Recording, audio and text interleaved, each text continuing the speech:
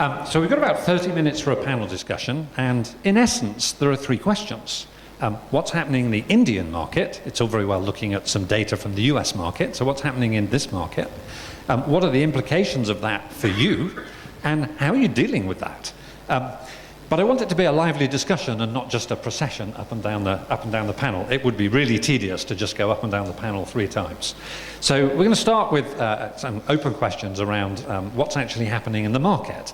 And obviously we've got a range of industries, some of which are highly regulated in financial services and in healthcare, very regulated markets, others are very open. So I will begin with you on my left. For a point of view from GlaxoSmithKline, and how do you see any of what I spoke about as relevant in the Indian market? One can see that happening, so it resonates in that context. We have marketeers thinking still not in the purchase funnel, but thinking more about how much to spend on advertising, how much to spend on promotion, especially when it comes to FMCG marketing.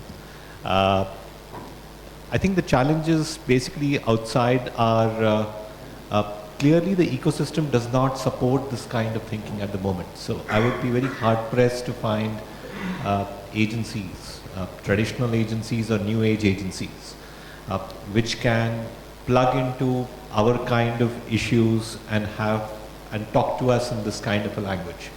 So what I see really happening is there is a huge difference in the language spoken by digital marketeers and traditional marketeers. And that's really the chasm which somebody like me fulfills. But it is still a stretch because they talk different languages and it is challenging.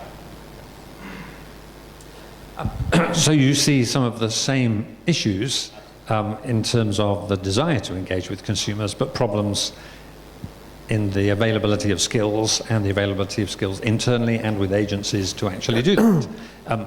Do other panelists agree with the premise that this is the right way to engage? Yeah, if I look at what you just presented, the fact is, at least I think that India is still in the discover phase, and we spend a lot more money on the discover phase versus equally spending it across. Can't hear you. Sorry, can you? Okay. So I think we're still largely in the discover phase, and we spend a lot more money on the discover phase. And I don't have percentages, but I don't think we've got to the level of it's equally spread across all the different factors in terms of try, usage, and advocacy. I think advocacy in India it's growing, but it's very nascent. Like I do know that Airtel has tried advocacy very recently for our last 2 campaigns where we've actually looked at using bloggers and things like that to drive our messaging, which we haven't done in the past. So that's a very, very small percentage of our spends, for example. But I think the bigger challenge is so while there's a lot of data available, at least we have a lot of data, but how are we using that data effectively? Okay, we're still getting there. I don't think we've got it, and we are. So we've made a lot of efforts. So for example, our own base marketing. You talked about the Ralph Lauren example. Like they knew you wanted to buy something on discount, and they'll send you. So even to there was a phase when I think all of us as consumers were very irritated with all the telecom operators of sending so many messages.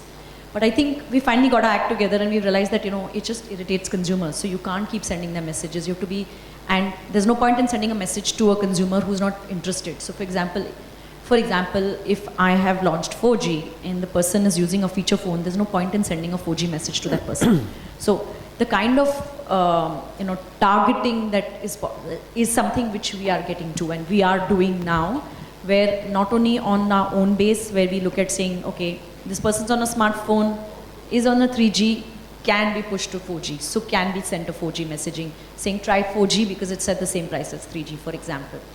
The same thing we're doing on digital, where we are looking at and saying what is the possible targeting that we've done. So in the last 1.5 years, I think we've tried various forms of targeting.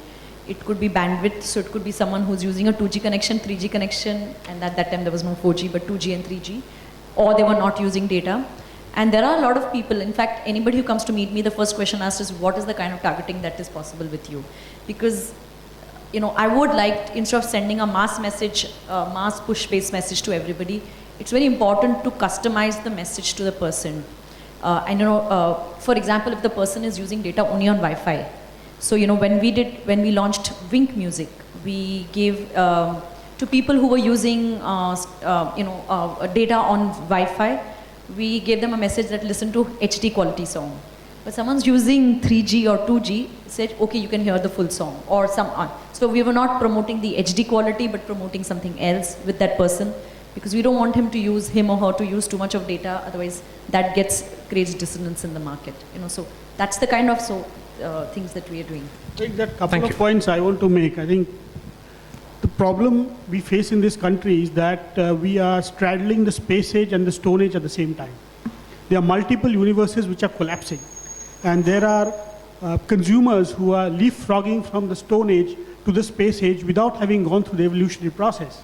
So we went into internet, which is all mobile driven. 153 million people out of 250 million people use the mobile for the internet access in the country. So the kind of content, for example, which you can deliver on a mobile phone doesn't work on a laptop. But we create ads only for television viewing. So I was looking at some recent reports. People who use the internet on laptops spend about 5 hours. People who use the internet on the mobile spend about 3 hours. And these same guys spend less than an hour on television. But all of us here, we have humongous amount of money based on television. However, we don't even think of digital or the smaller format screens to talk to my customer. That's one bit. The other bit is, I think digital is deeply explored because you have a lot of data on transactional service-oriented products. The challenge comes when you have a completely offline product or a completely B2B product. For example, here we have somebody who sells packaged health foods, biscuits. How much digital can do there to engage, yet to be explored fully in the country. But in the industry I am in, 1 out of 3 equipment in the country, which is used for construction or mining or healthcare or rural equipment, is financed by my company. These are small, tiny blokes, 40,000 of them, 6,000 become customers, 4,000 leave because they finish their loans. They are building a kilometer of an expressway in the boondocks of the country. Does he not have a mobile? Of course he has. Does he not have a laptop? Of course he has. What does he use it for? The laptop for some rudimentary Excels and emails. The mobile for porn, for Bollywood clips, and pappu and feku jokes. And maybe a game here and there. But that's the guy I need to talk to. Do I have the metrics to reach him there? Do I have the wherewithal in terms of creative and content to reach him there? At the stage of his buyer readiness. The land is not acquired. Suddenly, the local district collector says, okay, this land is yours, start constructing. And he's running around helter-skelter to find a road roller and excavator. Can I catch him that time? If I tell him, here's a loan for you at $10, he'll come running to me. I don't have the metrics to it. Do we have the way to even collect this data? I don't think even IBM can have. So I have a point on this. I don't think it's about our country versus some other country. I think it's about mindset, it's about culture, and it's about how agile your organization and how you are, right? So in India, we use a word, and for me, that is serendipity, which is jugaad, right? Now, jugaad is a bad word when you look at organized companies or organized players. Hack, on the other hand, is a great word, right? Now, hack and jugaad is the same thing, right? In India, I have, for the large part of my career, worked for Indian companies. Working with an Indian company, the geography is India. All the stakeholders are in India. So it's easy if you have the bees for it.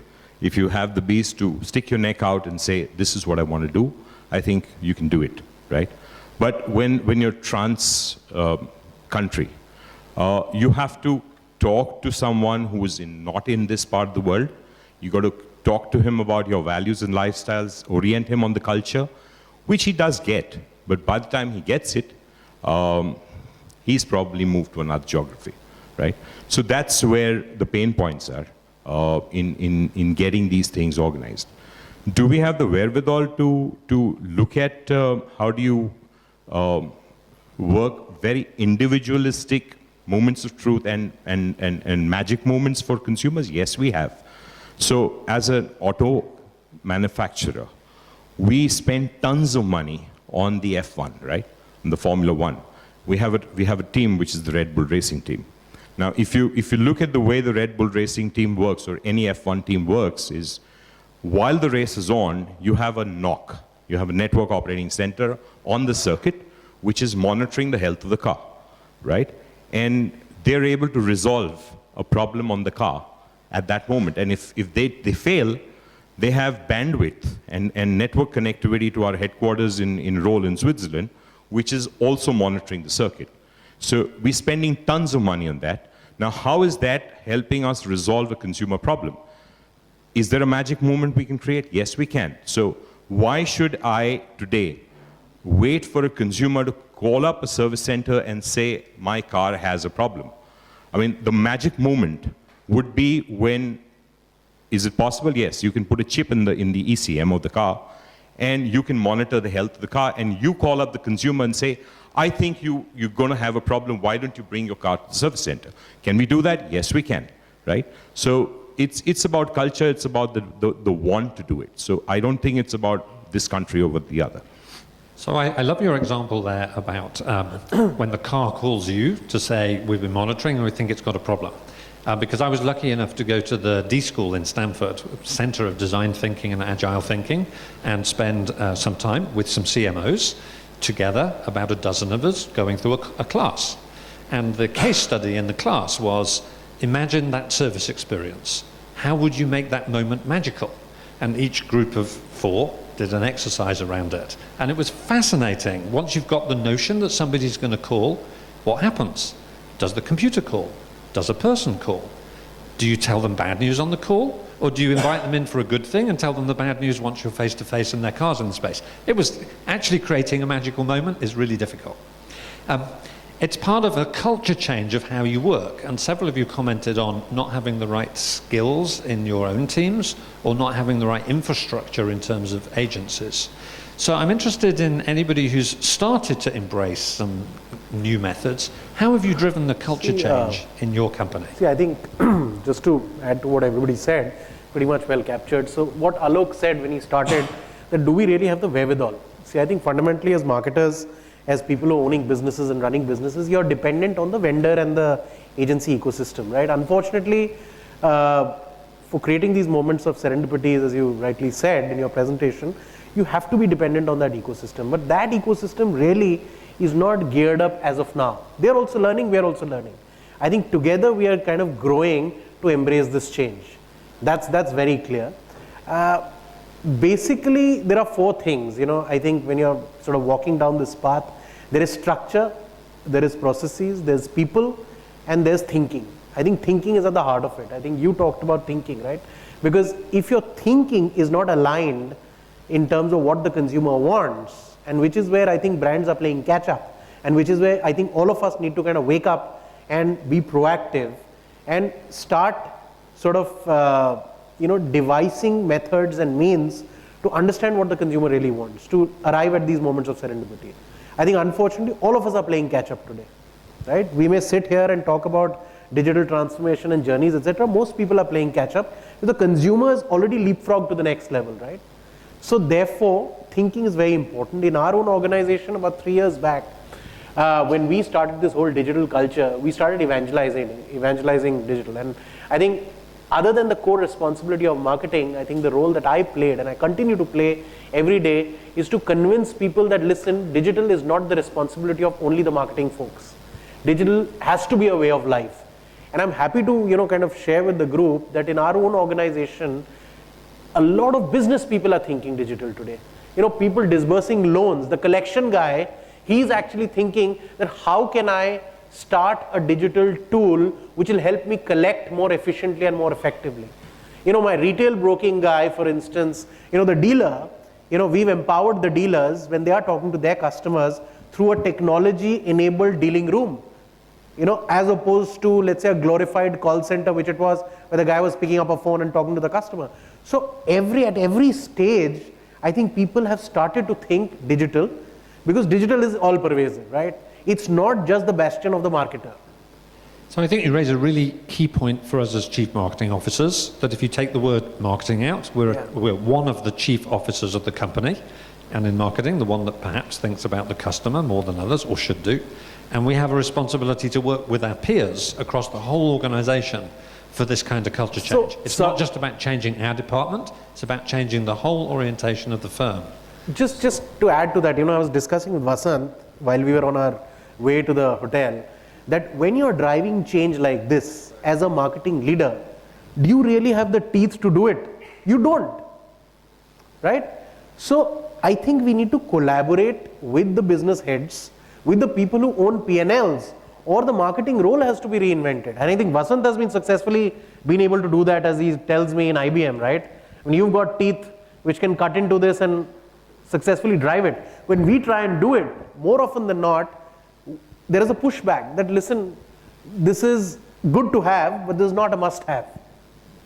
Right? I don't know how many of you have experienced it. So it's strange. Yeah. I just have a couple of observations. So my co-panelists and many of the guys out there are at the forefront of businesses and brands which are, I think, more technologically enabled than B2B business like ours. I represent Ashok Leyland, which is one of the largest commercial vehicle manufacturers in the world. And what I'm hearing, okay, and it's like sort of holding up a mirror to ourselves. All I'm hearing is a lot of excuses about why things aren't moving. Yes, the ecosystem is not geared up. Our partnerships are not smart enough. Customers are moving at a faster pace than we are, which is all true. So we have a large group here. How many of us experienced a moment of brand magic in our individual lives in the last 6 months? Just raise your hand, whoever had a magical moment with any brand, any service provider, and we'll come to you.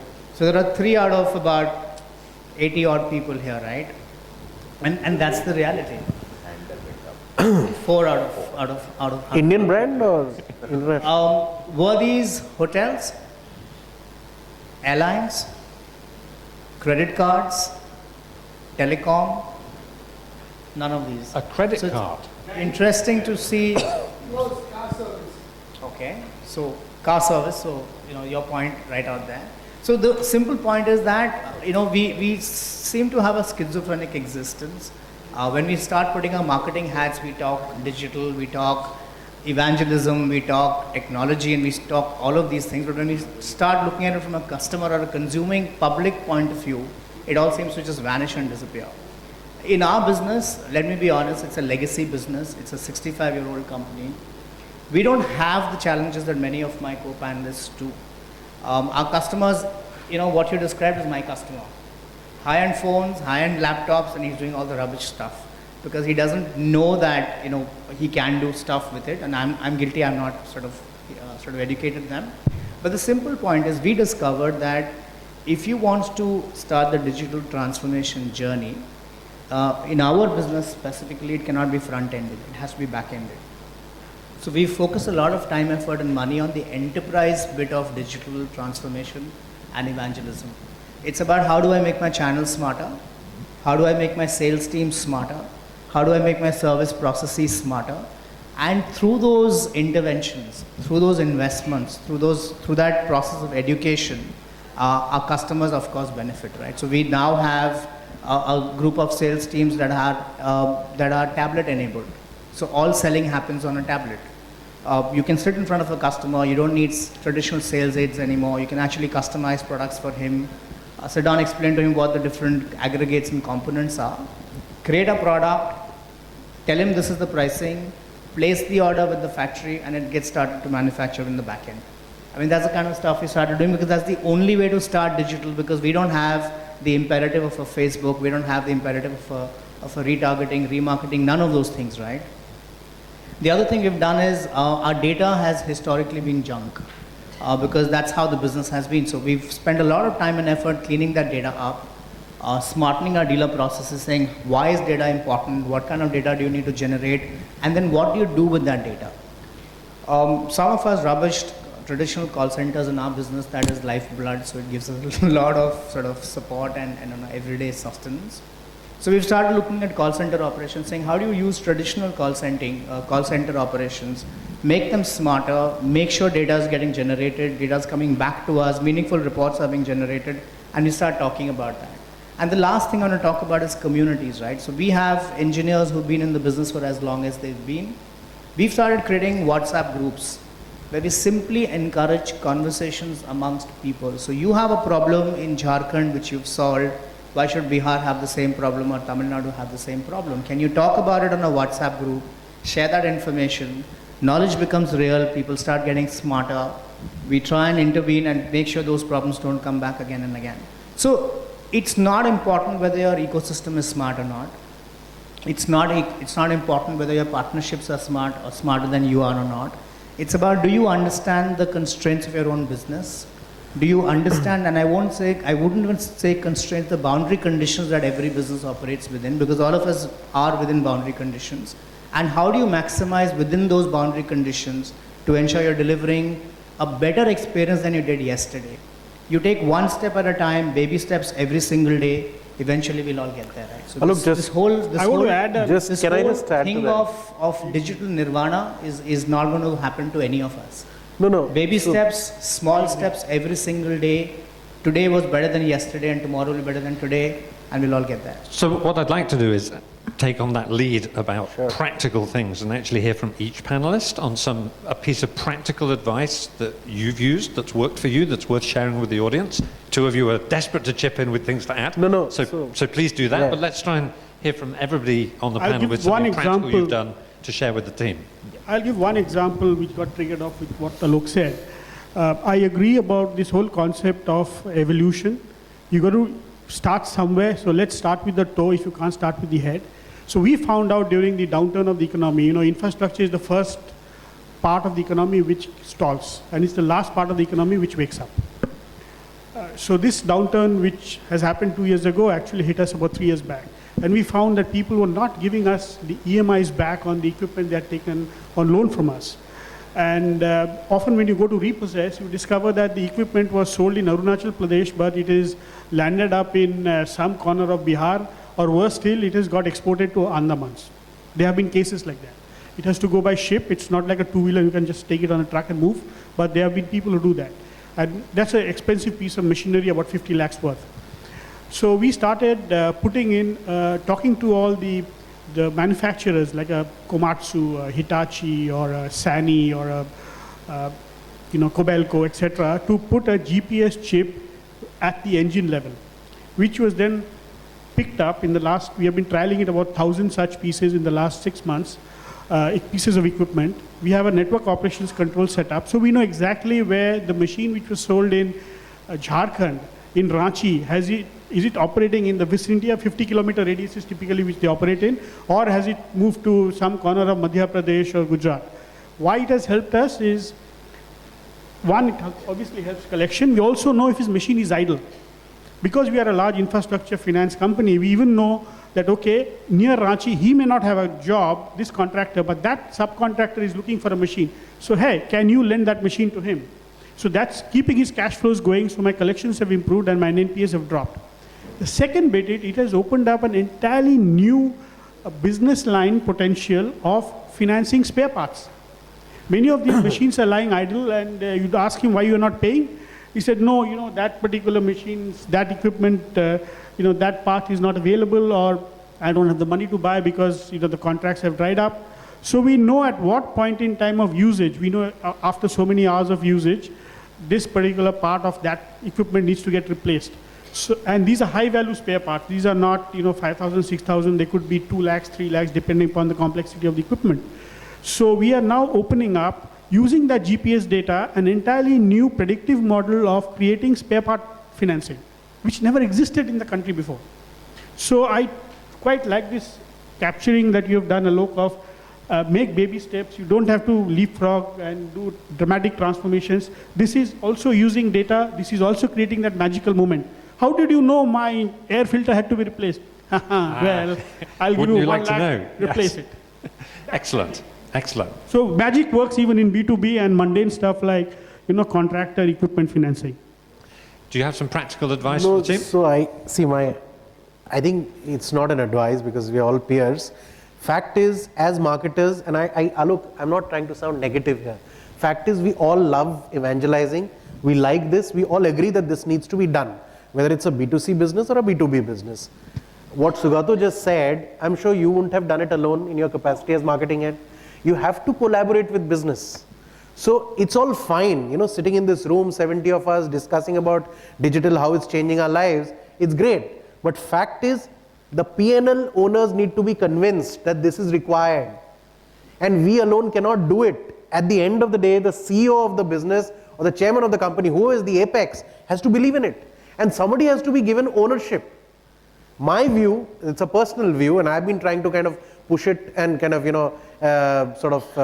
propagate this thought that ultimately who knows the customer the best? The marketing people know the customer the best, or the sales people. So ideally, it should be the sales and marketing or the CSMO or whatever of the firm who should be evangelizing this. So because I think the right mix is different for each firm. Sorry? I think the right mix is different for each firm. It depends on your business model. So in IBM, one of the things that we very much did was bring our agencies in-house. They're still our agencies. We just sit them on our floor. But we moved our CIO to sit on the same floor. So they all sit in the same place and work on projects together. And then we brought the customer in the room by having a design method that always has a customer present in the process. Now, in a different company, it could be with manufacturing, or it could be with service. It depends on, obviously, we're in the IT business. So tying IT in was central to our just proposition. going back to my first point, I agree with you. Going back to my first point that how digital is changing our lives in terms of people, structure, culture, everything. Because, HR, IT and marketing are actually working hand in glove. We are pretty much joined in the hip in the last at least 1.5 to 2 years. Because it is not, so if I'm talking digital today, it's not just from a customer standpoint, it's also channel, it's also staff. Yes. So I need to collaborate with IT, I need to collaborate with my business guy, I need to collaborate with HR. And I'm trying to do that. And just to add to what you just said, that you're not going to leapfrog overnight. What we started 3 or 4 years back has started yielding dividends now. And we've started, we've been taking baby steps as we've been moving along. And we are pretty sure that someday we will kind of achieve digital nirvana. Okay. Right? I mean, firms like IBM, etc., are, probably, ahead of the curve, but we are playing catch up, and it's going to be a journey. And I'm sure all of you in this room would be facing your own challenges in your own company. And So, yeah. 3 last comments, and then we'll move to the exercise. Nitesh? So let me ask a question. How many people here work with Indian companies? I mean, work for Indian companies? So I guess the rest are all multinational. Okay. That's good. So I don't know if you paid attention to what Alok mentioned, right? He talked about some issues where he had training, and he took upon him and he said, it's my fault, right? So how many CMOs are willing to take the ownership and say, I will own that P&L and I will deliver. So I think the change comes in when a CMO goes to a CEO and says, I can now work the matrix of what I do. Most CMOs have, pardon my saying so, have always got a burn budget, right? Yep. No one's held them accountable. The minute a CMO is accountable, everything falls in place. And how do you bring about change even in a huge organization like Nissan? I'll give you an example. So, my head of marketing, we had to launch a car which was a cross-badged car. There was no differentiation from Renault, which is our sister concern. The car was 3 years old, and we had to launch it at a price point which is 100,000 rupees more expensive, with no differentiation in features. So we debated on how do we launch, and my marketing head came out with a plan to say we'll go social and digital. So I said, can we do only social and digital? And he said, yeah, possibly. So I said, if it doesn't work, I'll take the blame.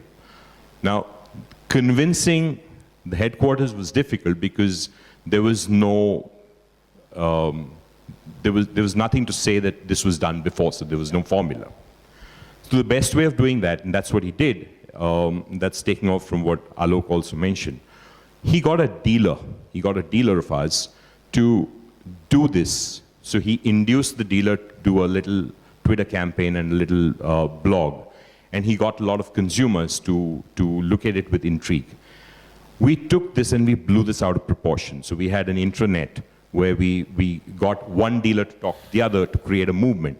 And that is what we beamed to headquarters to say, this is what has been done. So there's a movement to truth. And that was then spun off as an entire campaign to launch an SUV using only Twitter. And we ended up with 7,000 pre-bookings even before launching the car. So is there a way to do it? Yes. If the CMO can take accountability and say, I will own the matrix. So he owned the funnel right from the lead to getting it delivered. So if you can handle it, if you can stick your neck out, I think it can all happen. Let me now, so to say, take some of the blame away from me. Overall, I've heard everybody say that we need to take accountability, we need to own P&Ls. Let's also look at externally what's happening. I sell about 25 million units of a brand in a month, and that's a huge number. Not all of them are on the internet. I own the P&L. I pretty much decide what product I sell, what packaging, what insights, what pricing. So there's nobody else accountable but me. But the challenge really is, I have television for which there is an established model. I have metrics of performance. Whether I like it or not, Bark does not have or does not capture digital reach. There are no digital matrices of performance. My agency cannot think consumer purchase journey. So there are external challenges as well, and that's the reality of life. So much as I would like to take ownership, I would also like a whole lot of other people to take ownership and do what they're supposed to do. No, but are you saying digital is not measurable? Is that what you're The saying? only measurable medium. Well, quite really no. So digital is not measurable in terms of business outcomes. It's measurable in terms of typically efficiencies. But No. if you were to spend on, we can have long conversations, Bashan. So there's a huge passionate marketer speaking. The frustration with digital is it's not measurable. So, and that's a very interesting thing to say. But typically what happens is, even if I were to do fantastic videos, get phenomenal reach, I really don't know what happens to my sales, which are offline, happening in villages or in 1 lakh minus towns. I don't know what's happening to my brand metrics. My typical brand tracks don't capture them. I have to set up separate brand tracks for digital. The two brand tracks will not talk to each other. So a whole host of external challenges as well, which the industry needs to come together and solve. So Hey, I'm going to start a debate on that because, I'm sorry, because I get what you're saying. What you're saying is Bark is a syndicated study. Sure. So one can cover your ass with it, right? While digital, Wow. I believe, is the only Just measurable visualizing. medium. No, Arkan, would you like to have the last word? Yeah, I think different brands and different products are at different points of evolution in the digital space. Okay, now if I look at e-commerce and telecom, a lot of sales happens online. Right, you do a lot. So, for example, we do a lot of recharges. We sell recharges online. We acquire consumers. We sell. So we do a lot of upselling and just pure selling, and it's a separate channel. Okay. The same with e-commerce. If you look at e-commerce, there's a lot of stuff, and that's why, like if you look at Myntra, it's gone only on app, right? Why is that? Because they believe that's the next stage of evolution. So I just believe that, different brands are at different stages, and I don't know FMCGs have it more difficult because I know 5 years ago when I was with P&G, and to get people to spend on digital was for the very same reasons. My ad copy, my TV copy, I can get it tested, so I know how it works. I know how much at least because of the models, I know how much sales it's going to give me, or at least anticipate the kind of sales it's going to give me. can I So it's just- going to give me all that information. Digital does not give me that information because I don't know whether the digital banner was working, not working. There are no tests which can, as someone said, cover my ass. That's true. But I think it's all about experimenting and starting to experiment, It was not an easy journey to get brands to move to digital. And they all thought that the money is going into my pocket, and I said it's not going into my pocket. I just believe that that's the right thing we should do, and we should start, As a consumer, we you want need to to spend money. We want to draw the panel to a close and move to discussions at the table. Sure. It's a good day. This is the start of 2 days, because we're going to have a very lively 2 days of talking with each other. So I'm going to cut that off there because we do need to move to the next part. But could everybody thank the panelists for a very lively introduction to the change? Thank you.